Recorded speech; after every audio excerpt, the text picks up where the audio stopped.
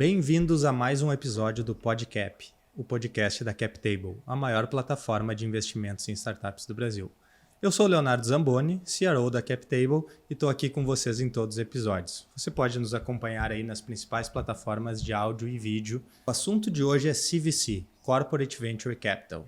E para tratar do tema, eu tenho a companhia aqui do Paulo Deitos, CEO da CapTable, e do Alexandre Messina, Head de CVC da Americanas. O Paulo vocês já conhecem aí dos episódios anteriores, então eu vou deixar o Alexandre se apresentar para nós e contar um pouco da sua trajetória. Muito prazer, Alexandre. Maravilha, muito prazer, Léo e Paulo. Obrigado pela oportunidade para poder bater esse papo aqui com vocês hoje. Hoje eu estou à frente aqui do Corporate Venture Capital da Americanas, né? E aí, acho que vale talvez contar um pouco do que, né, de como nasceu o Corporate Venture Capital e por que ele surgiu, né? E aí, acho que minha história está um pouco misturada com tudo isso aí, né? Então, sou Alexandre, sou formado em engenharia de produção pela PUC-Rio, mestrado na GV em administração de empresas. Recentemente estou fazendo um curso de especialização no MIT em realidade aumentada e virtual. Trabalhei no começo da faculdade, da empresa júnior da faculdade, depois fui trainee e consultor da Ernst Young. Em 2015, eu saí para abrir meu próprio negócio, né, minha startup chamada Pedala. E aí, contando um pouco da história da Pedala, a gente começou, eu e mais um sócio, que era amigo meu de faculdade, trabalhava na XP na época, ele saiu para abrir a empresa comigo, e a gente fez o crescimento dela totalmente bootstrap, pelos primeiros 3 anos, né? Então, o que a gente fazia entregas de produtos em geral, né? Tanto documento, quanto comida, quanto entrega de e-commerce, usando ciclista, ao invés de motoboy, né? Ou carro. E isso, para a época, era uma mega revolução, porque ainda não tinha iFood, não tinha Rappi, né? E hoje em dia a gente vê bastante aí, mesmo gente entregando de bicicleta normal, né? E aí a gente começou essa startup em 2015, foi crescendo com todo mundo CLT até 2017, quando em 2017 a gente tinha quase 100 CLTs na empresa, né? Mas aí tinha um problema que era um número fixo de entregadores para um número variável de entregas. Então tinha dia que, tinha muita entrega, a gente tinha o mesmo número de entregador e não conseguia entregar com qualidade. Tinha dia que tinha pouca entrega, eu tinha o mesmo número de entregador, eu não ganhava dinheiro, né? Então, ou eu recebia, né, ligação de cliente reclamando que o pedido não chegou, ou eu acabava perdendo dinheiro. Então, o negócio, apesar de estar crescendo bastante, mais de 100 pessoas contratadas, não estava fechando a conta, né? E aí veio a reforma trabalhista, no começo de 2018, a gente acabou tirando esses entregadores de CLT, contratando ele de volta como MEI, depois de 3 meses. A gente mudou o modelo de empresa também para focar só no e-commerce, e a gente passou, ao invés de ter bases próprias, usar self-storage, né? Então, começou a usar container, que nem tem Guarde Aqui e outros famosos aqui no Brasil, para estocar essas caixas e entregar com ciclistas, né? E aí, nessa mesma época, a gente captou uma rodada com a Bossa Nova, investimentos e também com um fundo de impacto social chamado Nest. E aí, mais ou menos no final de 2018, a gente começou a entregar para Americanas. A Americanas virou um cliente nosso, né? Mas para, de fato, a gente conseguir atender Americanas, demoraram quase 3 anos, assim, desde a primeira vez que eu bati na porta, até falar com uma pessoa, com outra, foram 7 canais de contato diferentes, até, de fato, a gente conseguir entregar, de estar no timing certo, na hora certa, né?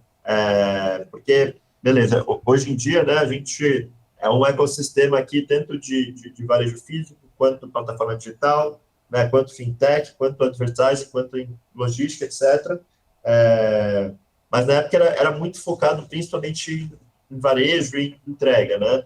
E isso é muita fritação, etc. É difícil você estar aberto para trazer ideias novas, né? Então, por isso que demorou bastante tempo também.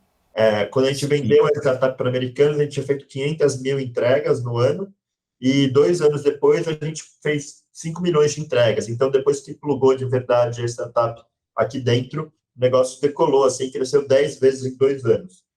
Que inclusive é a métrica que a gente usa aqui hoje em dia para investir em startups. E aí veio o Covid, a gente tinha uma solução chamada AmiFlash de entrega com entregadores, né, de delivery, que entrega em até 1 hora. Me chamaram para tocar essa área, também cresceu para caramba. E aí, depois de estar mais ou menos 1 ano dentro dela, que as coisas já estavam um pouco mais estabilizadas, a gente já sabia para onde a gente tinha que ir, né? Ficou muito pessoal, eu estava com vontade de fazer uma coisa diferente. E aí, no final do ano de 2020, né, o CEO da Americanas, no repórter para o mercado, ele falou que queria que a gente tivesse mais relacionamento com startup, que, de fato, fazia muito sentido a gente se enxergar cada vez mais como uma plataforma de inovação e conectar players legais aqui no nosso ecossistema. Eu falei, putz, legal, isso aqui é uma vontade do CEO da companhia, vamos ver aqui agora se já tem gente fazendo isso, né? E aí eu vi que já tinha algumas iniciativas pontuais, mas ainda não tinha uma área estruturada para foco em trazer startups, depois investir nelas e tal. Aí eu peguei uns dias lá, montei um pitch de como eu imaginaria que deveria ser a área, né? E aí fui chamado para abrir a área que começou como Open Innovation, né? No começo do ano passado, de 2021, com o objetivo de entender quem eram as startups dentro do nosso ecossistema que estavam rumando para os mesmos caminhos que a gente também está, mas que estão fazendo isso de uma forma mais ágil, né, e mais inovadora, assim, com processos eventualmente mais inovadores, não do porte que a gente tem, mas que façam sentido em algum tipo de inovação. E aí a gente conectou mais de 30 startups em 2020, que foi bem legal. E a gente começou a ver, beleza, estou plugando um monte de gente aqui, está sendo ótimo para gerar negócio para a gente, está sendo ótimo para gerar negócio para startup, e eu sei que eu plugando aqui a galera vai crescer bastante, né? E por que não? Eu invisto nela antes dela, de fato, crescer bastante aqui, e aí eu aproveito essa escala toda. E aí, no começo desse ano, a gente estruturou a área de CVC, meio que a evolução do Open Innovation para o CVC.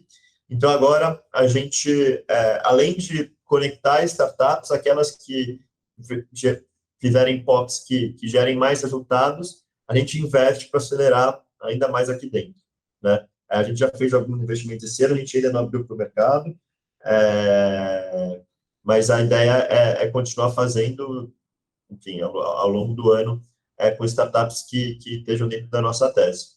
Então, tentei resumir um pouco aí, não sei se eu falei muito, Léo e Paulo, mas tentei resumir aí. Ótimo, uma baita trajetória aí, né? Depois nós vamos explorar mais a fundo alguns detalhes dessa tua trajetória aqui. Deixar o Paulo também fazer a introdução dele sobre o tema CVC. Legal, obrigado aí por mais um convite para participar aqui, né, do podcast. E, bom, a gente já trabalhou, né, Léo, juntos em 2 grandes corporações gaúchas aqui, né? Uma, inclusive, nacional, mas com sede aqui no Sul. E a gente, pegando agora, escutando o relato aqui do Alexandre, eu lembro muito de como era inovar dentro dessas grandes corporações, né? E o quão difícil isso é. Né? Então, escutando o relato do Alexandre, a gente vê que essa é uma das formas mais fáceis, mais práticas de uma grande corporação inovar, né? Porque a gente tem aqui um conhecido nosso que foi C-level de uma grande empresa mundial, né? uma corporação mundial, que fatura mais de 3 bilhões no Brasil. E ele estava nos contando que dentro dessa grande empresa, decidiram inovar fazendo um spin-off, né? E aí fizeram o que eu considero o melhor dentro de uma inovação, dentro de uma grande empresa, que é separar a estrutura do spin-off da grande corporação, né? E essa startup que eles criaram, já no primeiro ano faturou 100 milhões de reais, né? E aí eu fazendo um gancho ali, o Alexandre, quando entrou de fato na Americanas, passou de, 100 mil para 500... Tu falou um número que era impressionante, que eu nem lembro. 500 mil entregas feitas de forma sustentável, né, com bicicleta e outros modais elétricos, para 5 milhões de entregas 2 anos depois. Então, o poder que essas grandes empresas têm de alavancar muito rapidamente um negócio novo, né? Então, a empresa que fatura mais de 3 bi fez com que um negócio novo, recém-nascente, já saísse com 100 milhões de reais de faturamento. O que no mundo de startups, né, a mesma coisa que aconteceu com a startup do Alexandre, é algo impressionante. E um ano depois, a empresa decidiu descontinuar esse projeto da spin-off, porque os 100 milhões de reais eles eram insignificantes para o tamanho da empresa de mais de 3 bi. Então, como inovar dentro de uma grande empresa que já tem todo um processo que fatura muito, né, que está todo azeitadinho, é complexo. Então, inovar através de investimentos em startups, que vai acontecer algo como o que aconteceu ali no caso do Alexandre, acho que é um caminho bem legal de CVC e é o que a gente mais apoia e recomenda, né? E aí depois acho que a gente vai falar sobre quais são as formas, né, tipos, que estágio de startup, acho que esse papo mais para frente aí. Temos uma pauta bem rica aqui para tratar, né? Com certeza, acho que trazendo essas empresas, elas nem sempre essa inovação vem através de um programa estruturado de Corporate Venture Capital, né? Se deseja inovar, mas ainda não se entende muito bem como é esse processo. E trazendo aqui da trajetória do Alexandre, que começou lá com uma startup, fez todo o processo de aquisição, né, de venda dessa startup para Americanas, entrou na Americanas e depois, com os desafios internos vistos dentro da Americanas, chegou na área de CVC. Eu acho que essa trajetória aí muda muito do jogo, porque está em todos os lados da mesa, né? Conhece ali a visão do startupeiro, conhece a visão de quem está fazendo essa aquisição ou investimento também. Então, gostaria de entender um pouco mais contigo aí como é que foi essa transição de empreendedor para gestor, até antecipando, trazendo aqui uma estatística, né? Se diz que no mercado de Venture Capital, os melhores desempenhos estão naqueles fundos que são formados por ex-empreendedores, né? A gente não deixa de ser empreendedor, mas a gente, tendo estado do outro lado, consegue retornos maiores do que aqueles que lá não estiveram. Então, como que foi essa tua mudança aí de lado da mesa, ou se não mudou tanto assim? Legal. Essa estatística é bem legal e, de fato, faz muito sentido. E acho que não só como VC, mas os próprios empreendedores que já tiveram uma trajetória legal e depois abriram um segundo negócio, a tendência é eles fazerem um negócio melhor ainda. Tem um livro que eu super recomendo, chamado Super Founders, do Ali Tamaseb. Ele pegou mais de 10 mil dados, em geral, de todos os unicórnios, né? Tudo que tinha dado público, para entender o perfil das pessoas, quais as melhores decisões que elas tinham, se fazia sentido, tipo, o cara ou a mulher ter se formado numa super faculdade ou não, se era B2B ou B2C, né? Ele pegou milhões de estatísticas lá, e aí aquela que gerou maior inferência em dizer que aquela startup teria chance de se tornar unicórnio era o fato da pessoa ter empreendido antes ou não, né? Então, acho que isso é bem legal, assim, é uma informação bem legal aí para passar para todo mundo. Em relação a tal, né, no outro lado do balcão, acho que uma das coisas que mais muda, quando você é empreendedor, você fica que nem louco batendo na porta de todo mundo para querer ser ouvido, né? E aí, agora que eu tendo do lado, né, de uma grande empresa, é ao contrário. Muita gente vem falar comigo para querer apresentar a startup para mim e a gente plugar na Americanas, né? Então, acho que é uma perspectiva legal de olhar do outro lado também. De uma forma, você tinha que escolher, atirar para todo lugar. O primeiro que, né, os que desse, você ia lá falar. Agora você tem que, deixa eu escolher com quem realmente a gente vai falar para ver se realmente vale a pena, né? E aí, inclusive, até uma coisa legal que a gente colocou no nosso processo aqui, sempre antes de falar com uma startup, a gente tem um mini questionáriozinho que a gente tem no nosso site, né? O site da Americanas, da área de inovação aí, frox.io, para quem quiser dar uma olhadinha lá depois. E aí a startup se inscreve lá, 5 minutinhos. A gente tem meio que um robô que dá umas notas aqui quantitativas e nosso time analisa de forma quantitativa e a gente faz tipo uma nota de 0 a 10 para ver o nível de sinergia que aquela startup tem com aquilo que a gente busca na nossa tese, né? Então, é exatamente isso, para a gente saber com quem a gente falar para não perder nem o tempo da startup, nem o nosso tempo, porque às vezes, de fato, não faz sentido o que a gente está buscando, né? E aí, um terceiro ponto que eu queria colocar, isso que o Paulo falou, desse projeto de 100 milhões e tal, é uma coisa que eu tenho visto, até como a própria evolução do CVC, talvez o primeiro nível de inovação aberta é a própria inovação aberta, você fazer parceria com startups. O segundo é você começar a investir nelas através do CVC. E um terceiro é o Corporate Venture Building, né, que tem ou Builder ou Building, acho que os dois nomes estão certos.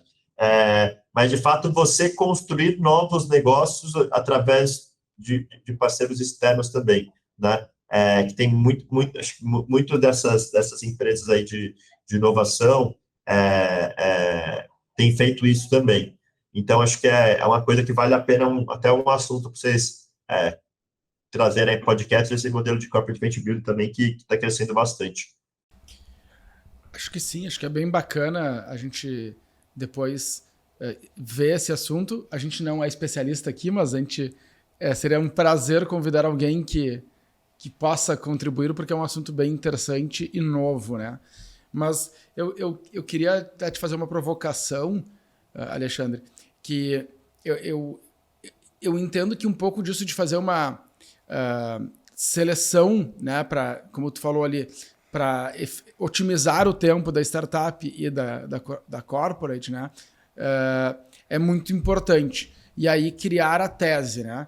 Mas eu entendo que isso é quando tu já está para fazer uma aquisição ou até para um investimento representativo, né?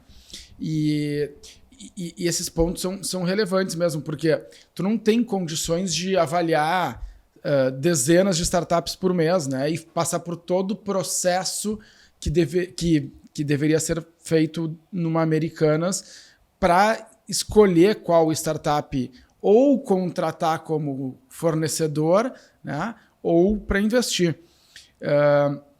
E o que a gente tem visto aqui, que é um modelo bem bacana, né? É um modelo de spray and pray and double down, né?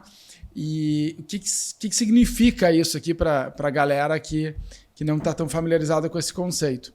Bom, spray and pray é basicamente joga um monte de sementes e reza para que alguma dê certo, né? E o double down depois vai e aposta nas que estão dando certo. Então, o que isso significa, né, na prática num CVC, que é o que a gente tem enxergado e que eu acho que também funciona muito bem? Tu poder pegar e jogar um pouco de dinheiro, ou bastante dinheiro, né, sei lá, o ticket de 5 milhões, por exemplo, só para fazer um exemplo, em 10 tickets de 500 mil, né? Então, tu vai pegar 10 startups de um nível inicial, obviamente, porque 500 mil já são startups mais iniciais, né? Complementar o resto da rodada com investir ou com outros grupos de anjo, investidor, fundo de venture capital ou com o crowdfunding, né? Ou por que não um mix de tudo isso. Então, isso significa que a rodada já vai ser pelo menos de 1 milhão, 1,5 milhão, né? Vindo uma parte representativa do corporate. E esses 10 tickets vão te permitir que tu acompanhe muito de perto a startup, porque tu é sócio, tu vai ter acesso a informações, tu vai ter, se quiser, o acesso ao board da startup, e tu vai ir acompanhando ao longo do tempo, né? E pelo menos 1 ano, 2, essa startup por dentro, né? E aí, depois de conhecer um pouco melhor o negócio, tu já tem muito histórico e muitos dados que te permitem dizer, essa aqui vale a pena a gente dobrar a aposta, né? Então, eu acho que isso te permite ter uma velocidade muito maior em aproximação com as startups, né? E um índice de acerto muito maior também, né? Porque tu vai poder, em vez de ficar, sei lá, 3, 6, 8 meses estudando em qual startup tu vai botar um ticket de 5, tu faz isso a cada 6 meses, sei lá, em 10, e tu vai criando safras de startups para tu ir acompanhando, porque das 10 não vão ser as 10. Tomara que dê certo as 10, né? Mas é muito pouco provável que as 10 funcionem 100% para o corporate, né? Então, acho que é uma esteira que funciona muito bem e que pode trazer excelentes benefícios para os dois lados. Que até queria, depois de explicar tudo isso, vem a pergunta. O que tu acha desse conceito, desse formato? Eu acho que faz super sentido isso que você falou. A gente ainda não chegou, em termos de timing, para fazer esses follow-ons com as startups, até porque é algo relativamente novo aqui, né? A gente está o primeiro ano começando a investir mesmo. Então, ainda não chegou o timing, mas acho que faz super sentido, né? E aí eu adicionaria mais 3 camadas aí, né? No fundo, o que é isso que a gente quer dizer? É o nível de força de relacionamento que a gente tem com startup. Quanto maior a sinergia que a gente tem com ela, maior o nível de relacionamento, né? Então, o primeiro nível de relacionamento vai quando a startup bate na nossa porta, ou a gente bate na porta dela para a gente fazer o primeiro papo para ver se faz sentido. Beleza, fizemos o primeiro papo, passou na primeira etapa do funil, assim. A segunda etapa do funil é a gente apresentar ela para a área específica, né? A área que a gente vai plugar a solução dela. Puta, legal, apresentamos, a área gostou, né? Então, para descer um pouco mais no funil. O terceiro nível é a gente, de fato, trazer uma POC, né? Então, a gente traz aquela solução que ela leva, né, para os clientes dela, através de uma POC com a gente em pequena escala para ver se vinga. Putz, legal, vingou, vimos que a galera é boa, tá no time, né? Vamos para o quarto nível de relacionamento, que é o investimento, né? Em early stage, né? Começando. E aí, não sei se é quinto ou quarto, mas o próximo é ou fazer o follow-on, né? Se a gente vê que de fato tem sinergia e está crescendo, ou adquirir a empresa também, que isso pode acontecer, né? Não é uma obrigatoriedade a gente, né, depois passar para o time de M&A, mas pode ser uma possibilidade de liquidez, né? São 4 possibilidades de liquidez que podem acontecer. Ou a gente vender para o nosso time aqui dentro, ou a startup vender para alguma outra empresa de fora, ou ela fazer IPO, ou ela fazer um follow-on e a gente ou acompanhar ou sair, né? Mas a tendência é que quanto mais sinergia ela tiver, mais vai fazer sentido a gente, né, double down nela. E acho que vale uma coisa acrescentar também, Léo, desculpa, Paulo, a gente foca inicialmente aqui em investir em startups early stage, né? Pré-seed, seed, no máximo Series A. E o porquê disso? Pelo fato de eu ter um grande ecossistema aqui, eu consigo conectar essas startups sem correr muito o risco delas não darem certo, né? Que nem um VC tradicional, putz, beleza, você tem um smart money de algumas conexões e tal, mas você não tem o ecossistema que um CVC tem.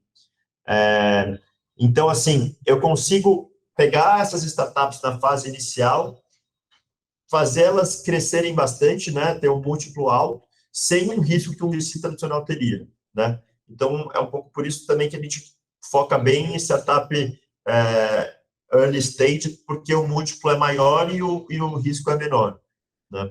Então, acho que é mais ou menos nesse caminho, assim, que a gente enxerga. Deixa eu pegar um gancho aqui que no meio da tua fala, tu falou sobre M&A, né?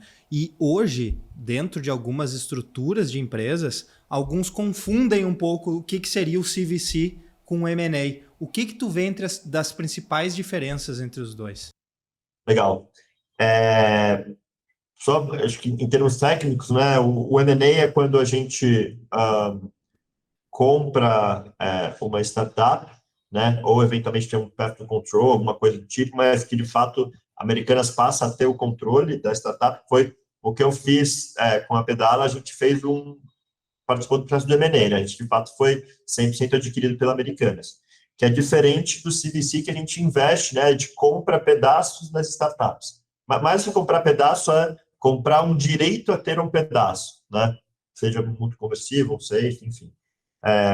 Então, em termos técnicos, a diferença é essa, né? E aí, em termos práticos, para o M&A, normalmente vão startups que estejam mais verticalizadas com aquilo que a gente já faz muito bem, para reforçar aquilo que a gente é muito bom, né? Então, enfim, normalmente é mais H1 e H2. Então, a própria Pedala é um ótimo exemplo, que é uma startup de logística de entrega sustentável. Americanas tem entrega para caramba, né? Faria sentido a gente simplesmente colocar essa solução aqui dentro para verticalizar o processo. Agora, sendo startups que não estão dentro do nosso core business, mas são possibilidades que a gente quer explorar, aí faz mais sentido a gente começar esse relacionamento através de um investimento, né? Então, é muito mais do tipo, a gente enxergar a gente como uma plataforma de inovação, né? A gente enxerga como uma API, que a gente tem diversas startups com produtos e serviços inovadores plugados, aqueles que a gente for vendo que tem mais sinergia com a gente, que estão crescendo melhor, podem passar a fazer parte do nosso grupo também, né, em termos de M&A. Então, acho que depende, assim, em termos de sinergia e nível de verticalização com aquilo que a gente já faz bem. E legal ver que são estratégias complementares, né? Não substitui uma outra. De repente, a empresa tem uma área de M&A e acredita que não precisa de um CVC, mas são áreas complementares aí que uma ajuda a potencializar muito a outra, né? Leva lead para a galera de M&A direto, a galera de M&A traz lead para a gente aqui. Então, é uma troca bem grande entre as áreas. Boa. Trazendo um pouco do histórico aqui do CVC, né? Recentemente saiu um artigo aqui no MIT sobre a quinta onda do CVC. E eles trazem lá que nos anos 60 a disponibilidade de capital levou aos primeiros investimentos de CVC. Depois, nos anos 80, onde começaram os primeiros VC americanos a terem bastante sucesso e os fundos de pensão pagando muito pouco. Então, as empresas entraram com esse investimento e depois, na terceira fase, o bundas.com, ali foram fundos que não duraram muito tempo, mas nessas 3 primeiras fases, o investimento era puramente financeiro, né? A ideia era ter uma rentabilidade maior do que nas outras disponibilidades de investimento deles. A partir dos anos 2000, pós a bolha das .com, isso começou a caminhar mais para uma inovação aberta, né? Então começaram a surgir as áreas de Open Innovation, parcerias para inovação e tal. E a quinta onda que eles estão chamando agora é onde o CVC entra dentro da estratégia da empresa, né? Então ele já não é mais uma atividade, ele é parte da estratégia da empresa de crescimento. E essa quinta fase, ela já é 10 vezes maior do que foi a quarta fase. Então, trazendo aqui alguns números bem recentes aqui, globalmente o CVC cresceu 142% em 2021, com 169 bilhões de dólares investidos. Trazendo um pouco aqui para o Brasil, só nesse primeiro semestre de 2022, 13 empresas listadas anunciaram fundos de CVC contra 8 em todo o ano de 2021. Então, tem vindo com muita força, né? Se as outras foram ondas, essa é um tsunami aí dessa quinta fase do CVC. E agora a pergunta para vocês dois aí. A que vocês atribuem esse maior interesse das organizações por se aproximarem das startups? Deixar o Alexandre começar aí, depois... Boa. Acho que não tem uma causa só, né? Mas acho que algumas potenciais causas. Talvez a principal dela que eu enxergo é o fato de, primeiro, a gente tem muito mais startup hoje em dia, né? Hoje no Brasil deve ser umas 15 mil, acho que deve ter mais, deve ter melhor que esse dado aí, mas se não me engano são umas 15, 20 mil startups, isso só no Brasil, né? Nos Estados Unidos, enfim, muito mais. Então, tem mais possibilidades de experimentações, né? E quando eu falo experimentações, é a conexão com essas startups. Então, de um lado, tem muito mais oportunidade de investimento, olhando na perspectiva das grandes empresas. E aí, por outro lado, a gente pegando acho, talvez alguns cases aí como Netflix, né, matando a Blockbuster, ou o próprio Instagram matando a Kodak, ou o Nubank não matando os grandes bancos, mas sendo uma startup que nasceu de repente, né, e surpreendeu todo mundo, né, o Uber com a indústria de táxi, a Airbnb com um hotel, etc. Todo mundo está enxergando que estão existindo muitas startups que podem ter o potencial de acabar com grandes empresas, né, que podem matar grandes negócios. O negócio de too big to fail, a gente viu lá depois do Subprime que, de fato, qualquer empresa, independente do tamanho, ela está sujeita a ser comida por uma startup que já nasce, né, de uma perspectiva lean, né, crescimento rápido, enfim, vai trazendo sempre gente boa, já sabe jogar muito bem o jogo de VC, a coisa vai acelerando de um jeito absurdo, né? Se for pegar a idade média das top 500 maiores empresas do mundo, ela vem diminuindo a cada ano, né?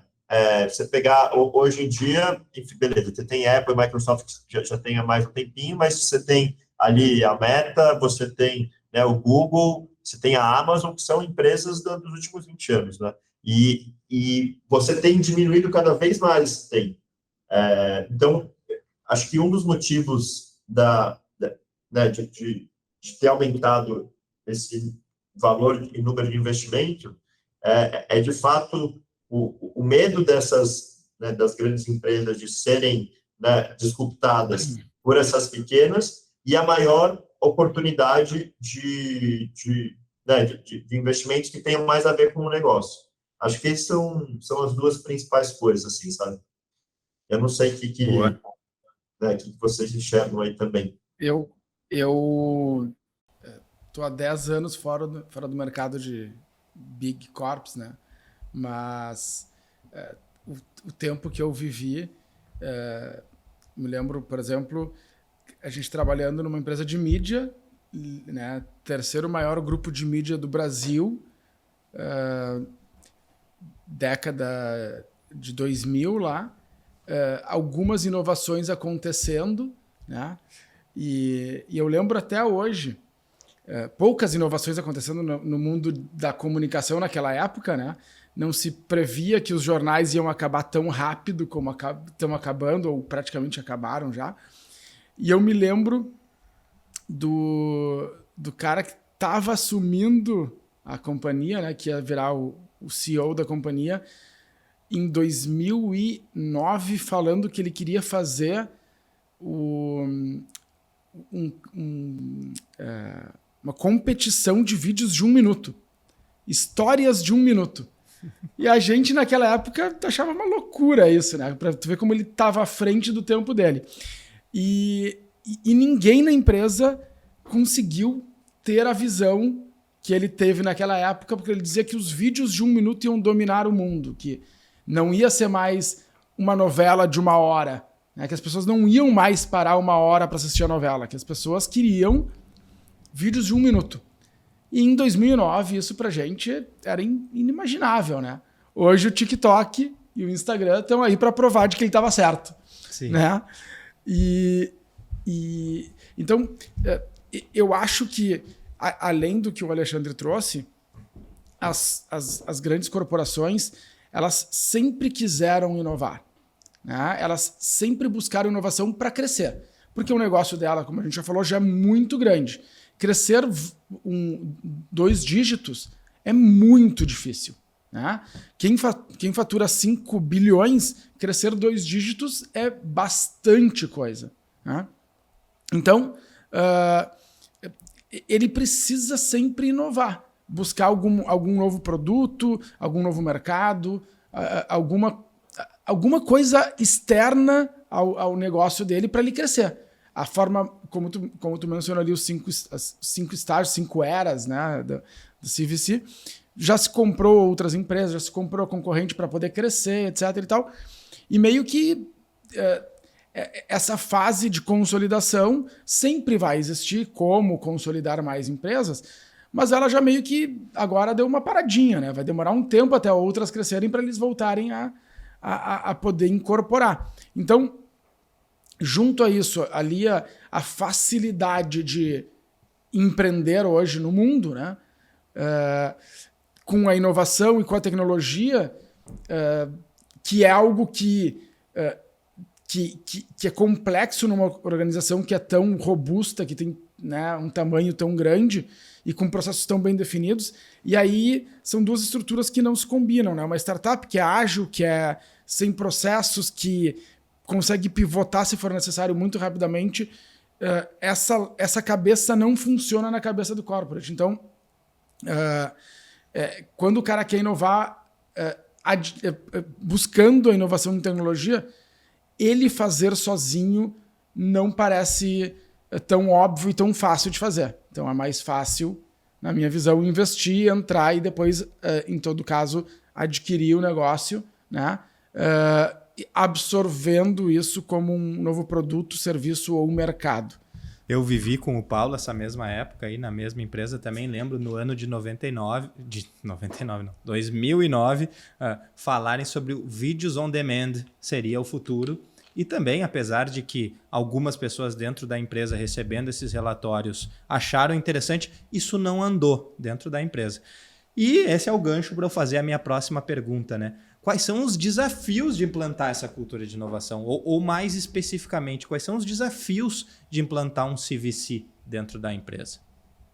Bom, essa eu nem vou responder, né? Acho que o Alexandre aqui é o cara que tem toda a condição de falar sobre isso. Acho que eu estou vivenciando um pouquinho aí mesmo, Paulo, não. Mas tem alguns desafios, né? E aí, acho que se for citar o principal, é de fato fazer essas POCs mesmo acontecerem, né? Então, tem uma frase legal que eu gosto de falar, que é toda criatividade gera resistência.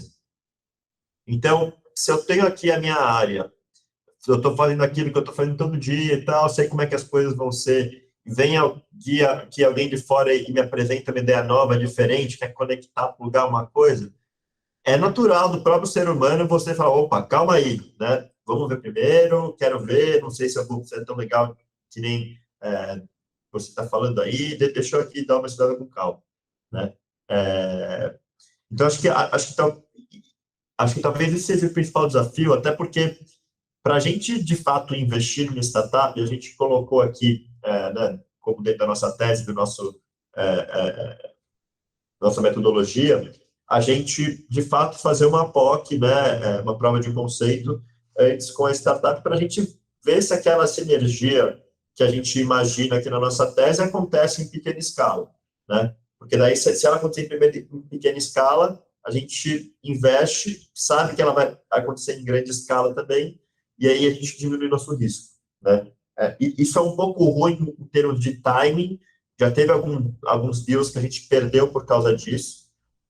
Por outro lado, quando a gente consegue segurar um pouco o timing para poder fazer a POC e depois investir, acaba sendo mais certeiro, né? Então, a gente prefere dessa forma. Só que, então assim, esse é o principal desafio, de fato a gente conseguir fazer essas POCs acontecerem. E aí, como é que a gente faz para contornar ele, né? Primeiro, a gente tenta deixar muito claro, né, entender de uma forma muito clara quais são os principais KPIs das áreas, para onde elas estão rumando, né, e os principais nortes da empresa como um todo, né? Inclusive, esses principais nortes a gente até coloca no nosso relatório trimestral para o mercado. Então, beleza, a gente tem a visão macro. Dada a visão macro, é para a gente saber, beleza, está dentro da estratégia da companhia como um todo. A visão micro é a gente saber se aquela startup vai trazer uma solução que vai ajudar nos KPIs daquela área a bater meta, né? E aí, a terceira coisa é a gente fazer que a área tome o processo de decisão junto com a gente, se de fato vai querer colocar aquela startup para dentro ou não, né? Porque não adianta nada eu chegar, eu que não tenho o nível de informação do detalhe que o head da área tem, chegar falando, eu acho que isso aqui é o que deve ser feito, puta, vamos fazer de qualquer jeito, né? Não, eu tenho que chegar, falar com o head da área, pensar um pouco o que a gente está imaginando como tese, ele acha que faz sentido, puta, acho que faz, vamos conhecer aqui a startup, né? Então, trazer ele para a tomada de decisão também, para ser uma coisa co-construída do que algo imposto pela área de inovação, só para ser inovação por si só. Então, eu enxergo mais ou menos isso como o principal desafio e o que a gente tem feito para solucionar ele, né? Porque reclamação sem solução é mimimi. Então, vamos já colocar a solução junto aqui. Deixa eu trazer um pouco de polêmica aqui também e fazer uma pergunta meio batata quente aí para o Alexandre, mas fica à vontade para não responder, Alexandre, qualquer coisa. A gente tem visto no ecossistema de empreendedorismo, né, dos empreendedores, e a gente tem relacionamento com vários, né? No final do dia, os empreendedores que vivem numa situação, numa realidade muito diferente, né? E tu termina conversando muito com outros empreendedores, até para compartilhar e ver que tu não tá sozinho nessa, né? Então, a gente, por conta desses relacionamentos, enxerga muito empreendedor que reclama de POCs com grandes corporações, né? Dizendo, porque prometem que vai acontecer, mas no final a gente vai lá e não acontece, né? Vocês sentem isso do mercado? Ou seja, tem menos startups procurando vocês? E até se tu soubesse nos trazer assim, das 10 que vêm por a cada X tempo, tantas conseguem fazer? Tem alguma coisa relacionada a isso que tu possa abrir assim? E se sim, se vocês enxergam que isso foi um problema, como que vocês estão solucionando esse problema, sabe? Como vocês estão atraindo esses negócios para reverter essa imagem? Uhum.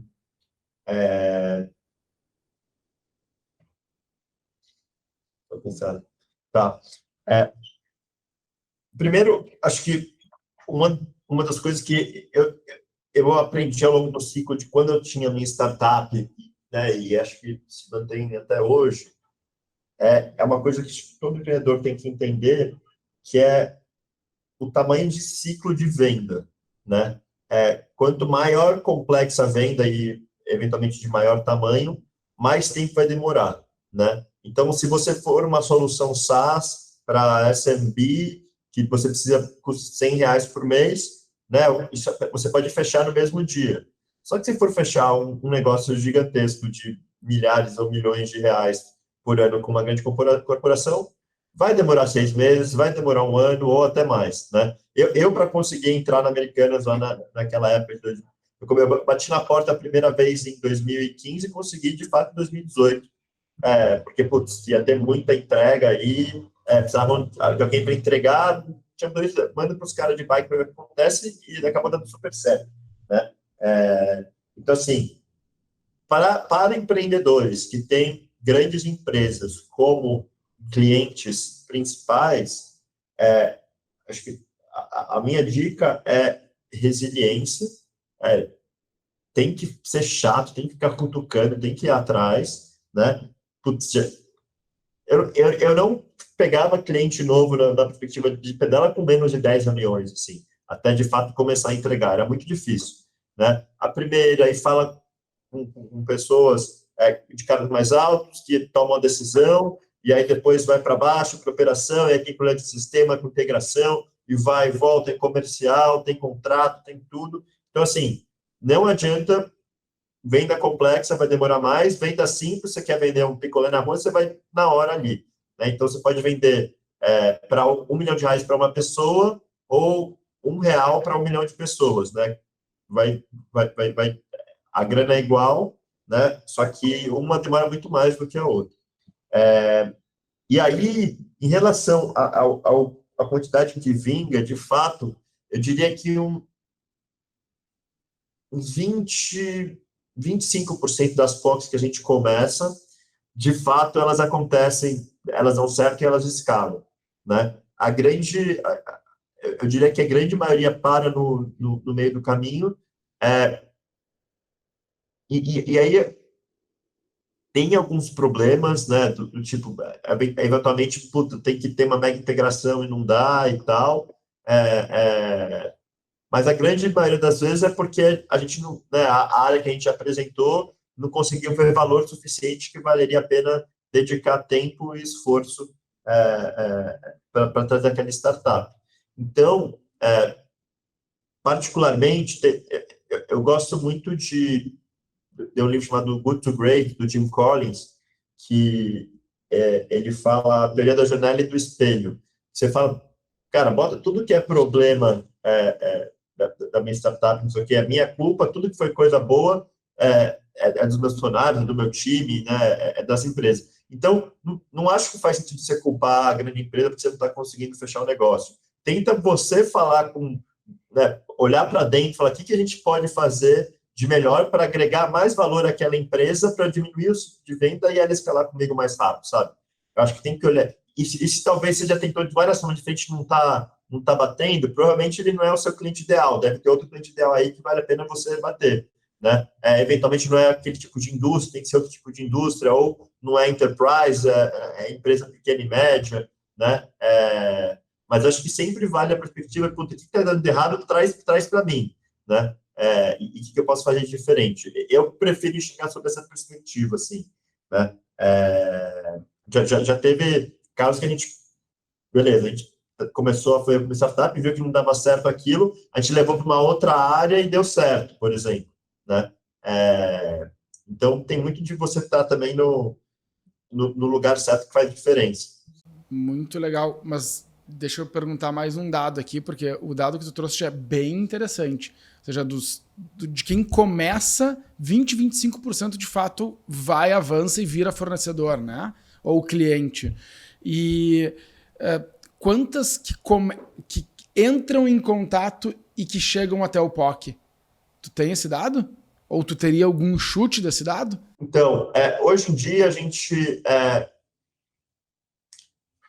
avalia em torno de 100 startups por mês, assim, uma avaliação rápida, tá? Em termos de, beleza, a gente quer olhar startups nessa tese esse mês aqui. Vamos ver quem está no mercado, a gente usa algumas plataformas legais para achar, né, como a Sling Hub, né, e outras plataformas legais, vocês devem usar aí também para achar startups legais. Aí, beleza, a gente faz uma lista lá com 100, 150. A gente olha rápido, em 2 minutos, o site, para entender no tweet o que ela faz. E aí, eu e meu time, a gente seleciona dessas 50. Dessas 50, a gente manda a mensagem para o founder no LinkedIn, vimos aqui o startup, legal, será que você consegue responder aqui o questionário?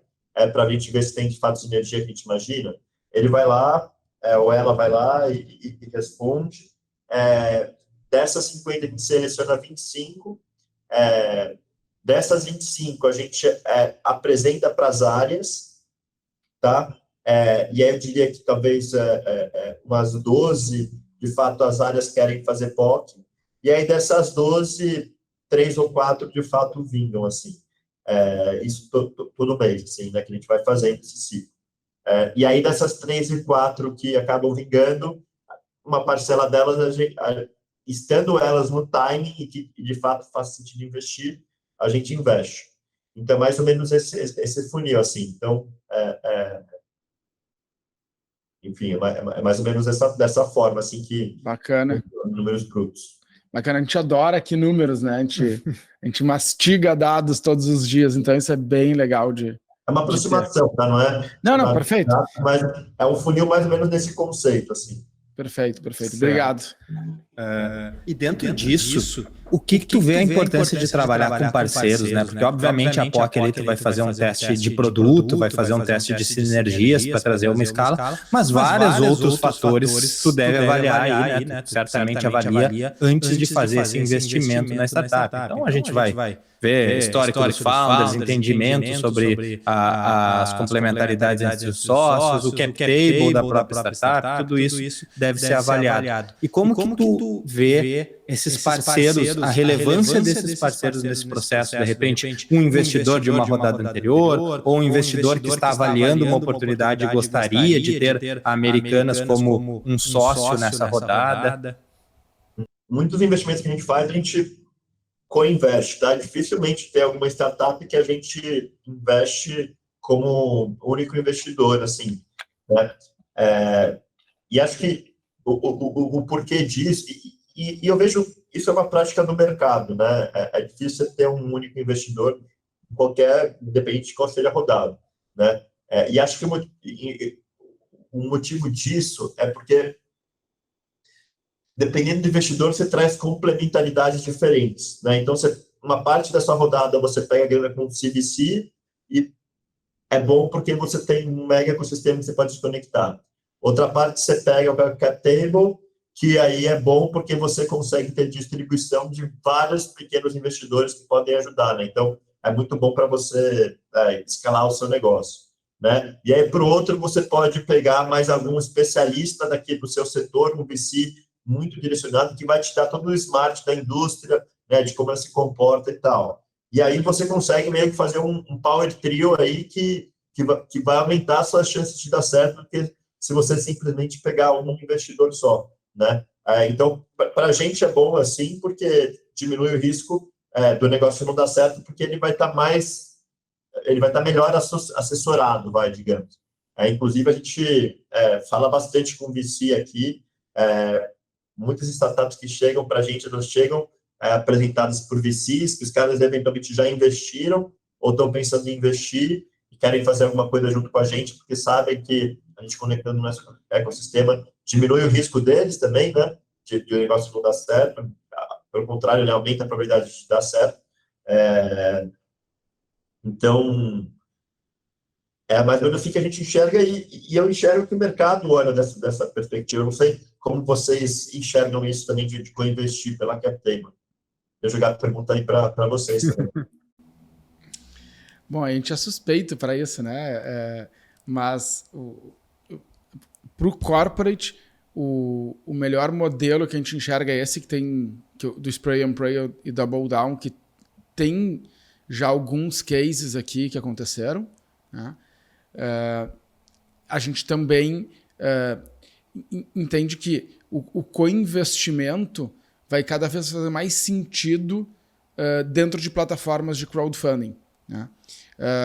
Antigamente, o co-investimento ele era muito entre fundos, anjos, enfim, venture capital, né, CVC, etc., que se conheciam e trocavam deal flow, né? Trocavam startups onde podiam investir. E agora, cada vez mais, inclusive por conta do mercado subsequente, né, que a CapTable é a primeira a ter com o marketplace, vai fazer mais sentido que esses co-investimentos aconteçam aqui, né? Então, se a gente já tinha alguns cases e achava isso super bacana, tanto para o lado da startup quanto para o lado da corporate, e melhor ainda para o investidor pessoa física, com esse movimento, a gente acha que vai aumentar esse movimento por conta do marketplace, né? E cada vez vai fazer mais sentido para as 3 partes também, né? Então, só ganha nessa história aí. E acho que o mercado indo para o Web3 cada vez mais descentralizado, com DeFi, né, e dando liquidez para eventualmente venda secundária de ação, acho que isso estimula cada vez mais esse tipo de co-investimento, né? Acho que junto acaba sendo muito, muito mais forte mesmo. E aqui a gente falou, se centrou principalmente no lado corporate, né, do CVC.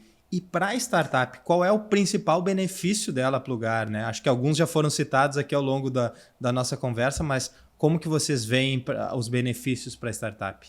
Legal. Léo, então, assim, acho que o principal benefício que ela tem é a distribuição que a gente já tem, né? E aqui o que eu quero dizer com distribuição? Hoje em dia são 50 milhões de pessoas que têm o aplicativo da Americanas, 35 milhões, se não me engano, já tem o aplicativo da AMI baixado, né? São milhões de entregas que a gente tem por ano, né? São 130 mil sellers que vendem hoje na Americanas e 3 milhões e meio de merchants que aceitam o AMI como meio de pagamento. Se eu tenho uma relação próxima com cada um desses players do meu ecossistema, eu consigo, e eu chego e ofereço para eles uma solução de produto ou serviço que faça sentido, até porque eu já conheço esse meu cliente, eu consigo oferecer esse produto ou serviço com uma escala absurda por um preço para a startup que é basicamente um take rate que costuma ser menor do que o CAC dela, né? Então, ao invés de ela gastar milhões e rios de dinheiro e fazer um modelo ou B2C ou B2B focado, né, em empresas menores, etc., para você pegar atenção, para você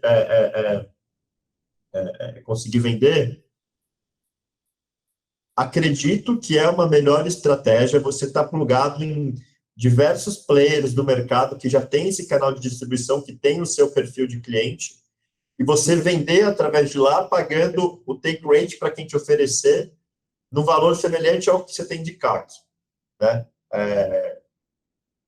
Enfim, falei um pouco de conceito técnico aqui, mas acho que é mais ou menos esse o objetivo. Então, o que eu diria o principal benefício de fato, distribuição que a gente tem, mas além disso, falando em Americanas, a gente tem mais de R$1 milhão em benefícios de parceiros, hoje são mais de 50 parceiros que estão afiliados aqui a gente, que dão créditos, né, coisas dentro dos serviços deles para essas startups, e também mentorias com pessoas aqui de dentro da companhia. Então, a gente tem um mega acesso para poder fazer essa ponte também. Então, acho que essas são as 3 coisas principais. Bom, nada a acrescentar, né? Então, já aproveita e diz quais são as teses que a Americanas está buscando hoje. Hoje são 5 principais verticais que a gente olha, tá? Soluções que possam ajudar a gente tanto nas lojas físicas, quanto no e-commerce, quanto soluções financeiras para a nossa fintech AMI, quanto soluções logísticas para a gente entregar cada vez mais rápido, e plataformas de advertising também, né, soluções de edtechs, de advertising techs, que ajude a gente a trazer cada vez mais publisher dentro das nossas plataformas, que são pessoas transacionando e olhando para elas todos os dias, né? Então são startups que estejam dentro desses 5 pilares, que estejam em estágio pré-seed, seed, no máximo uma Series A, e que enxerguem sinergia com o nosso ecossistema, que plugado nele consiga fazer ela crescer 10 vezes em 2 anos. Então, são essas, mais ou menos isso que a gente investe. É importante, ela já está faturando, tá? A gente não investe em ideia, a gente o ideal é estar faturando pelo menos uns 10, 20 mil por mês aí, para dizer que já tem um pouco de product market fit. E se ela já tiver sido investida, né, ou se tiver já investimento comentado por outros investidores, para a gente é um plus também. Boa. Então, acho que vou deixar um espaço aqui para vocês deixarem o recado final de cada um. Eu acho que as startups aí têm que ficar de olho nas grandes corporações. Vão vir forte aí nos próximos 2 anos, enquanto os VCs estão um pouco mais quietos, né? Afinal de contas, a corporate tem um gigantesco volume de transação, de faturamento e tal. Então, nesses momentos de dúvida de mercado, acho que eles mostram o seu poder, né, o seu tamanho. Então, não se desesperem que o mundo de VC aí está mais quieto, porque tem uma alternativa melhor ou tão boa quanto, né, ali do lado, que estava meio quietinha, que estava aprendendo o que era isso no Brasil, que, enfim, estava dando os primeiros passos, né? Já tinha passado da fase de engatinhar, já estava dando os primeiros passos. Agora acho que vão correr, e vão correr muito nesses próximos 2 anos.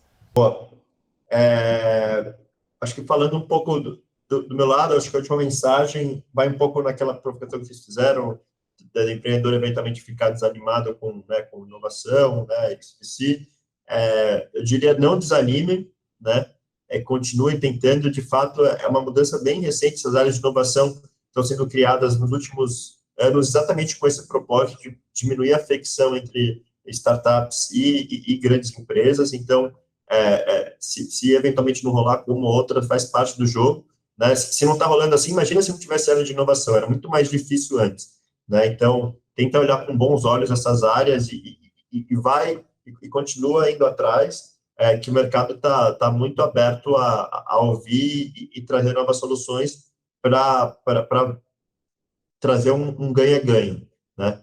Acho que esse que é o grande objetivo. A gente conectando startups legais para o nosso ecossistema, a gente ganha, a startup ganha e nossos clientes ganham, né? Então, é um modelo bem legal para todo mundo se dar bem. Muito obrigado, Alexandre e Paulo. Ótimos insights por aqui. Foi uma conversa muito boa. E se você tem uma startup e está buscando esse relacionamento com uma grande empresa, com uma corporate, procure a CapTable. Temos aqui, né, as maneiras de fazer essa apresentação para os corporates. E da mesma maneira, se você for uma grande empresa que está buscando esse relacionamento com startups, está buscando fazer esses investimentos em startups, também procure a CapTable, porque também temos soluções aí para ajudar vocês nesse sentido. Então, muito obrigado para todos que nos acompanharam aqui. Faço o convite também para nos acompanharem nas redes sociais, no nosso portal de conteúdo da CapTable também. Lá vocês vão encontrar a newsletter 1248, que vocês podem assinar. Ela sai toda sexta-feira ao 12h48 com as principais notícias da semana sobre Venture Capital. E também fiquem à vontade para responder nas nossas redes, nos nossos e-mails, em todos os canais de contato, porque o legal é quando essa conversa extrapola aqui, né? Então, fiquem à vontade. Qualquer pergunta que tiverem para o Alexandre também, vamos encaminhar. E nos vemos nos próximos aí. Um abraço.